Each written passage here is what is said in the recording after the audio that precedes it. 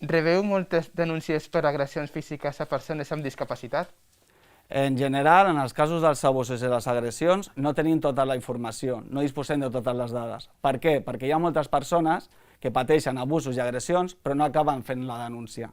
Fer la denúncia significa que si tu has patit alguna agressió o algun abús, vagis a la comissaria que tens més a prop, i expliquis i parlis amb un policia, i li expliquis el problema que tens, com et sents, perquè et puguem ajudar. I això moltes vegades hi ha persones que no ho fan, no arriben a la comissaria i posen aquesta denúncia.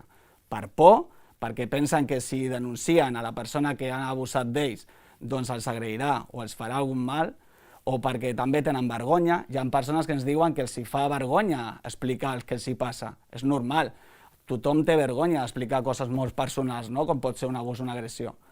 I també per desconfiança i desconeixement. Moltes vegades la persona es pensa no sap si ha patit o no un abús. I això és important, totes aquestes formacions i aquestes explicacions que fem, perquè sobretot coneixeu i identifiqueu si sou o no víctimes d'algun abús o alguna situació d'agressió, per tal de que si sabeu que sou víctimes, pugueu anar a la comissaria a denunciar-ho.